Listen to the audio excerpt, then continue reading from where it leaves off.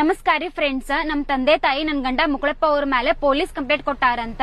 ಇನ್ನು ಜೀವ ಬೆದರಿಕೆ ಹಾಕ್ಯಾರಂತ. ಆಮೇಲೆ ನನ್ನ ಅಪಹರಣ ಮಾಡಿ ಕರ್ಕೊಂಡು ಹೋಗ್ಯಾರಂತ ಏನೋ ಕಂಪ್ಲೇಂಟ್ ಕೊಟ್ಟಾರಂತ. ಒಂದ್ ಶಾರ್ಟ್ ಕ್ಲಿಪ್ ಹಾಕ್ತೀನಿ, ಪ್ರೂಫ್ ನೋಡ್ಕೊಂಡ್ ಬರ್ರಿ ಅದನ್ನ.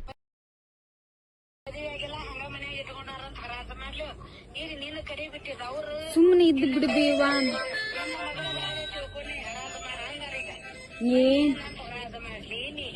ಏನ್ ಹರಾಜ್ ಗಿರಾಜ್ ಏನ್ ಮಾಡಕ್ ಹೋಗ್ಬಿಡ, ಸುಮ್ನೆ ಉಳಿದ್ ಬಿಡ. ಅವ್ರೆಲ್ಲಾ ಅವ್ರಿಗೆ ನ್ಯೂಸ್ ಬೇಕಾಗೈತಿ, ಸುಮ್ನೆ ಮಾಡ್ಕೊಂತ ಹೊಕ್ಕಾರ ಅವ್ರು.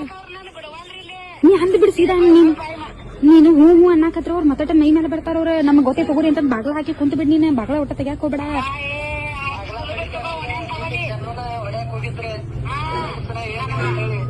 ಇವತ್ತು ಮಾಮನ ಮನೆಗ್ ಹೋಗಲ್, ಸುಮ್ನೆ ಮಾಮನ ಮನೆಗೆ ಇದ್ ಬಿಡ್ರಿ. ಅವ್ರಿಗೆ ಏನ್ ಬಿಡ್ರಿ.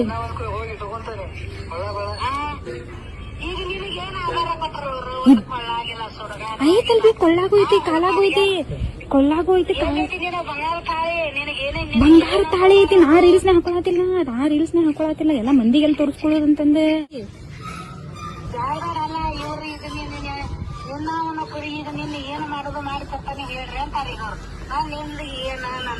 ಈಗೆಲ್ಲಾ ನೋಡ್ಬೇ ಹೇಳಾತೀನಿ. ಈಗೆಲ್ಲ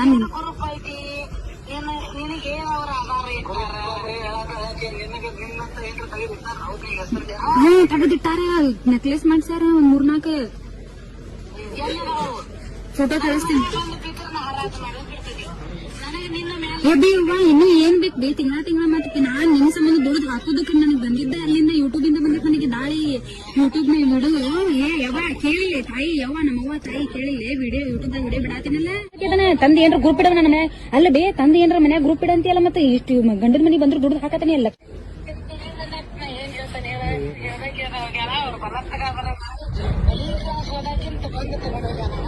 ನೋಡಿದ್ರಲ್ಲ ಫ್ರೆಂಡ್ಸ್, ಯಾರ್ ನಿಜ ಯಾರ್ ಸುಳ್ಳು ಮಾತಾಡತಾರಂತಂದ. ನನ್ ಕಡೆ ಇನ್ನೂ ಅಷ್ಟು ಪ್ರೂಫ್ ಅದಾವ, ಅವೆಲ್ಲ ಅಪ್ಡೇಟ್ ಕೊಡ್ತೇನೆ ನಿಮಗ. ಸೋಷಿಯಲ್ ಮೀಡಿಯಾದಾಗ ಶೇರ್ ಮಾಡ್ತೀನಿ. ಧನ್ಯವಾದಗಳು.